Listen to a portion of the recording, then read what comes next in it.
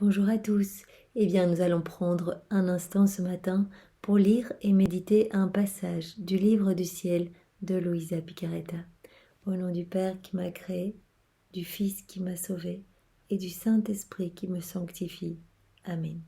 Jésus, je me plonge en toi, dans ta divine volonté. Je m'unis à toi, je m'identifie à toi, je me fusionne en toi, je me consume en toi et je viens te supplier de vider mon âme de tout ce qui ne t'appartient pas, de tout ce qui résulte de ma volonté propre.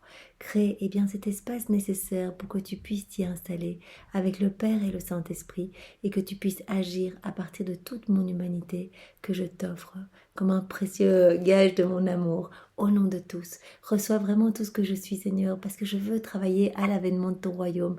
Alors utilise chacune des secondes de ma vie pour te glorifier. Et viens vraiment à travers tous mes regards, toutes mes paroles. Viens écouter à travers mes oreilles, viens penser à travers mes pensées. Viens respirer dans mon souffle, viens dans mes battements de cœur. Je veux que ce soit toi dans chacun de mes pas. Je veux que ce soit toi dans chacune de mes actions. Je voudrais, Jésus, pouvoir être vraiment la prolongation de ton humanité, que tu puisses déverser tous les fruits de ta rédemption à travers ce que je suis. Voilà, je t'offre tout, Seigneur. Alors vraiment, utilise ma vie, que je puisse devenir un bon instrument d'amour, de paix et de miséricorde entre tes mains. Viens maintenant disposer mon cœur, mon intelligence, pour que ce nouvel enseignement que tu nous donnes puisse fructifier pour ta gloire. Vraiment que tous ces mots que tu as bénis puissent descendre et vraiment macérer, s'infuser dans mon âme, dans toutes mes cellules, et que je puisse les mettre en pratique, que je puisse t'aimer chaque jour davantage, grandir en sainteté et me rapprocher de toi.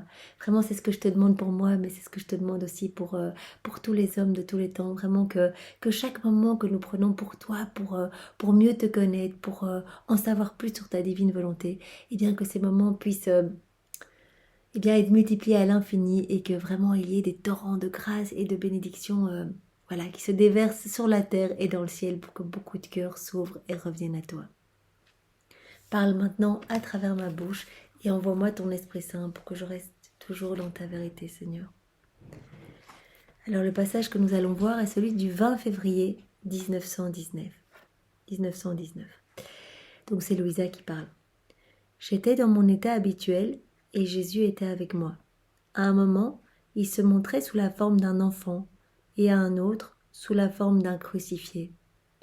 Me transformant en lui-même, il me dit « Ma fille, entre dans ma divinité et nage dans ma volonté éternelle. Tu y trouveras tout, tu y trouveras la puissance créatrice dans l'acte même de mettre en marche la grande machine de l'univers. Chaque chose créée était prévue pour être un lien d'amour, un canal de grâce entre la majesté suprême et les créatures. » Donc Louisa parle à Jésus et il lui demande de vraiment qu'elle rentre dans la divine volonté, qu'elle se plonge en lui, et comme ça elle va pouvoir voir toute la beauté de la puissance créatrice de Dieu. Elle va comprendre, Jésus va lui montrer que tout a été vraiment créé pour être un canal d'amour entre le ciel et la terre, entre Dieu et les créatures. Un canal d'amour, un canal de grâce.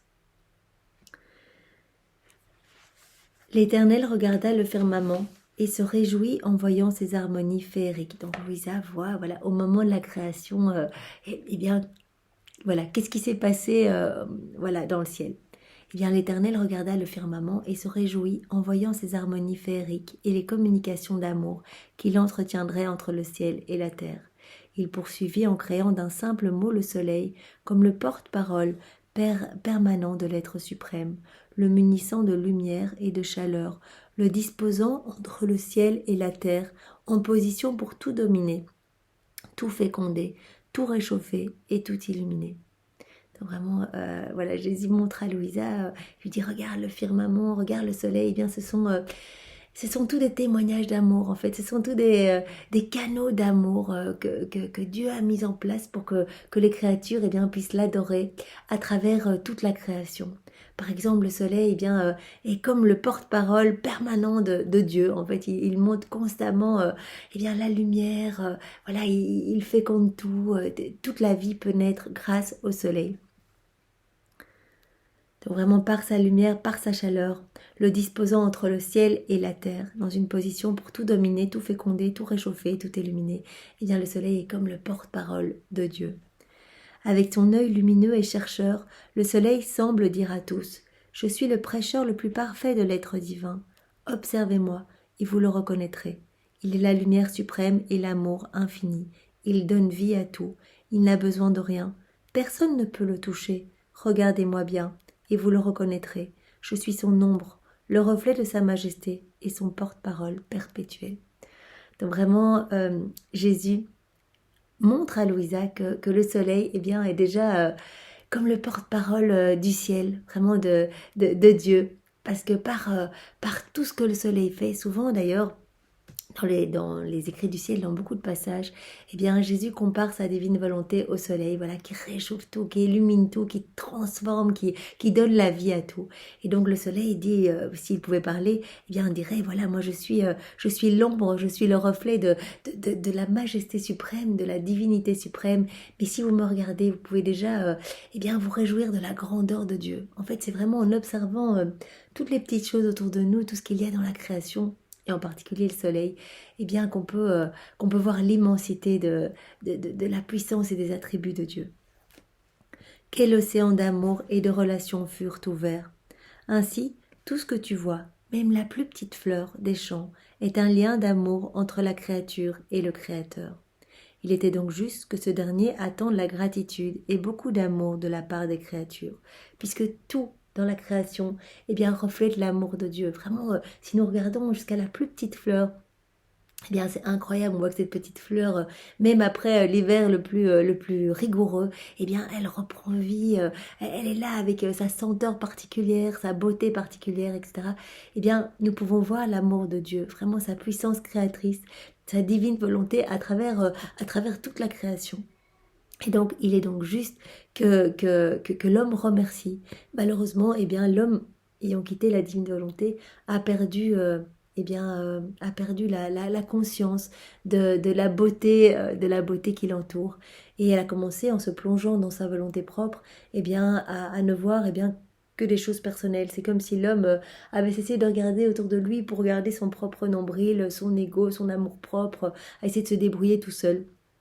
Donc l'homme a été aveuglé et il n'a plus pu voir la puissance créatrice, la puissance de Dieu dans la création.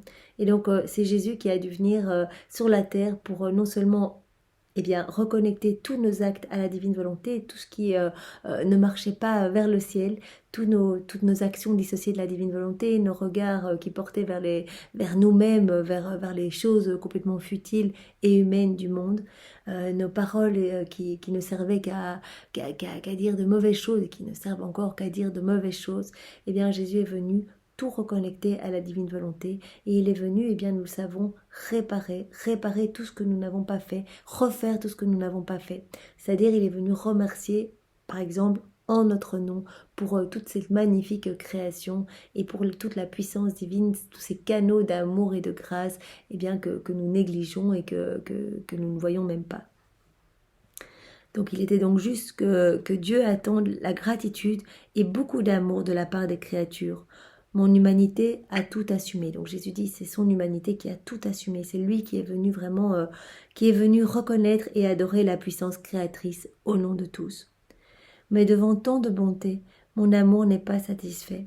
Je veux aussi que d'autres créatures reconnaissent, aiment et adorent cette puissance créatrice. Et pour autant que ce soit possible pour une créature, que ces créatures participent à ces relations que l'Éternel a répandues dans l'univers et rendent hommage à la puissance créatrice au nom de tous. Donc Jésus dit, devant tellement de beauté, tellement d'amour, en fait chaque insecte, chaque petite chose de la création est vraiment un canal d'amour avec le Créateur. Et il dit, moi je suis venu remercier au nom de tous, c'est moi qui ai fait tous ces actes d'amour vraiment en votre nom. Mais mon amour n'est pas satisfait. Je voudrais qu'il y ait d'autres âmes qui s'abandonnent entre mes mains et que je puisse continuer ma vie en elle, que je puisse poursuivre ce que je faisais lors de mon passage sur la terre et que vraiment il y ait continuellement des actions d'amour, de remerciement, de reconnaissance avec mon propre amour, mes propres remerciements, ma propre reconnaissance. mes propres bénédictions, mes propres louanges, etc.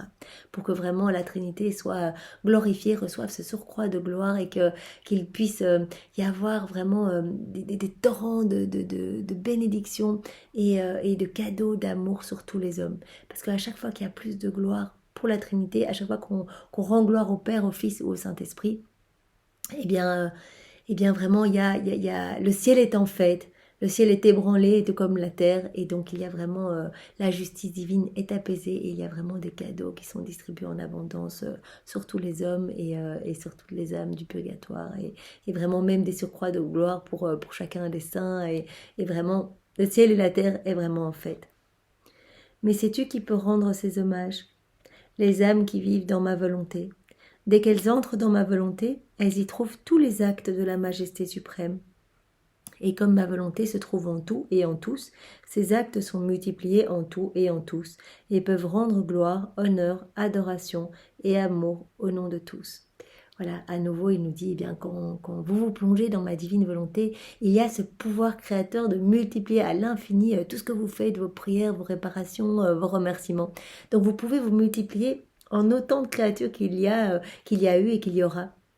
Vous pouvez, au nom de tous, dire merci, dire que c'est magnifique, je reconnais vraiment la beauté de la création, merci pour tous ces canaux d'amour, merci pour tous ces canaux de grâce, merci, je me laisse vraiment remplir de tout cet amour qui est manifesté à travers toutes ces choses que tu nous offres gratuitement, mon Dieu. Eh bien, merci au nom de tous. Donc, nous avons le pouvoir de remercier vraiment au nom de toutes les générations du premier homme au dernier, par ce pouvoir créateur qui se trouve dans la divine volonté de Jésus. Donc vraiment, immergeons-nous tous les jours et vraiment remercions pour la création, mais pas que, remercions pour toutes les choses et bien que nous avons reçues, toutes les choses de notre quotidien, toutes les grâces, tout ce que nous vivons quotidiennement, nous devons remercier. Vraiment au nom de toutes les personnes qui ne remercient jamais. Donc tous ces actes multipliés en tout et en tous peuvent rendre gloire, honneur, adoration et amour au nom de tous.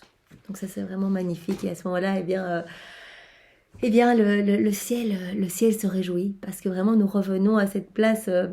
C'est pourquoi nous avons été créés, être remplis de la divinité, tout recevoir parce que vraiment tout est pour nous. En fait, la Trinité n'avait pas besoin de cette belle nature, de cette belle création. Tout a été vraiment fait pour nous, pour que nous soyons heureux et que vraiment à chaque instant, nous nous rappelions de la merveille qui nous est vraiment donnée de vivre et de vraiment de vivre de tout ce qu'il y a de divin, parce que tout est divin autour de nous. Sans que je puisse dire comment cela a pu se faire, je suis entrée dans cette divine volonté. Donc c'est Louisa qui parle, et donc vraiment elle ne comprend pas, mais elle rentre dans la divine volonté, elle est absorbée, elle est fusionnée en Jésus. Et toujours avec mon doux Jésus, je vis la majesté suprême dans l'acte de créer. Ô Dieu, quel amour! Chaque chose créée recevait l'empreinte de l'amour, la clé de la communication avec le Créateur et le langage muet pour parler éloquemment de Dieu. Donc chaque toute petite chose a reçu directement le sceau de l'amour de Dieu, l'empreinte de l'amour de Dieu, la clé de la communication pour que la créature puisse communiquer avec Dieu à travers ces petits éléments de la création. Et chaque petite chose, comme un langage muet pour parler, pour être comme le porte-parole de la Trinité Sainte, de dire mais voilà tout l'amour de Dieu, voilà chaque petite chose, donc reçoit vraiment le langage muet pour parler éloquemment du Créateur, de notre Créateur. Mais parler à qui? À la créature ingrate, à chacun de nous vraiment qui nous, à la place de nous émerveiller de tant de beauté, de tant d'amour, souvent on pollue, on se sent les maîtres de la création, on ne regarde même plus ce qui nous entoure et on passe son temps finalement à sombrer dans des choses totalement futiles et notre regard se penche de plus en plus vers notre ego, vers nos peines, notre amour propre, vers nos pensées, etc. Et nous pouvons demander ce matin la grâce que nos yeux s'ouvrent à tout cet amour qui nous est offert gratuitement, vraiment juste, vraiment comme un cadeau énorme pour que notre âme soit constamment dans la joie et dans la reconnaissance. Ma petite intelligence se perdait en voyant tant de moyens de communication avec le Créateur, l'immense amour qui en ressort et la créature qui considère tous ses biens comme étrangers. Donc Louisa vraiment est immensément triste quand elle voit tout cet amour, mais en torrent partout, partout, partout autour d'elle dans la création, et qu'elle voit qu'en fait l'homme est totalement indifférent et qu'il considère eh bien, tous ces éléments de la création, tous ces biens comme étrangers à lui-même. Jésus et moi, nous multipliant en chacun, nous adorions, remercions et reconnaissions la puissance créatrice au nom de tous. Et ainsi, l'Éternel recevait la gloire qui lui est due pour la création. Donc c'est vraiment important de faire eh bien, ce que Jésus a fait lors de son passage sur la terre, puisqu'il est venu vraiment d'abord pour glorifier son Père. Donc en chaque chaque chose qu'il faisait, il remerciait et glorifiait le Père au nom de tous. Et puis pour eh bien, reconnecter toute nos vies à la divine volonté, pour vraiment refaire tous nos mauvais pas, nos mauvaises pensées, nos mauvaises paroles, nos mauvaises actions. Il a tout refait, vraiment en souffrant tout dans sa divinité, pour vraiment nous ouvrir les portes du paradis, pour nous offrir eh bien, le salut éternel, etc. Mais vraiment, le Seigneur nous demande de poursuivre eh bien, c'est ce qu'il a fait, lui, lors de son passage sur la terre, c'est-à-dire vraiment offrir notre vie pour réparer au nom de tous, remercier au nom de tous, et par là même, eh bien, sauver beaucoup d'âmes, mais aussi glorifier donc la Trinité Sainte. Parce que c'est vraiment cela. En fait, la Trinité n'est pas assez glorifiée pour tout ce qu'elle a fait pour chacun de nous, pour cet amour inconditionnel, vraiment, c'est immense, tout ce qu'on reçoit, et malheureusement, eh bien, on ne remercie pas assez. Donc vraiment, quand on s'immerge en Jésus, dans sa divine volonté, eh bien nous avons vraiment ce pouvoir de... Enfin, c'est Jésus qui vient adorer en nous, qui vient remercier avec ses propres remerciements son Père en nous. Et ainsi, l'Éternel reçoit toute la gloire qui lui est due pour la création. Ensuite, Jésus disparut et je réintégrai mon corps. Eh bien, nous pouvons demander cette grâce ce matin de l'abandon complet entre les mains de Dieu. Seigneur, vraiment, donne-nous cette grâce de pouvoir à chaque instant nous unir à toi pour remercier, louer, bénir, adorer et le faire vraiment au nom de tous. Que cela devienne quelque chose de naturel pour nous, qu'à chaque chose que nous voyons, eh bien, nous pensions à remercier au nom des personnes autour de nous. Et vraiment... voilà, ouvre-nous à plus de reconnaissance et vraiment donne-nous cette grâce de pouvoir te laisser vivre en nous, Jésus, et te laisser adorer ton Père à travers nos prières, de pouvoir te laisser le champ libre dans nos actions, dans nos pas, dans nos regards, pour que toute notre humanité puisse vraiment glorifier la Trinité et l'Éternel au nom de tous. Au nom du Père et du Fils et du Saint-Esprit. Amen. Eh bien, soyez tous bénis et passez une belle journée dans la divine volonté de Jésus. Au revoir.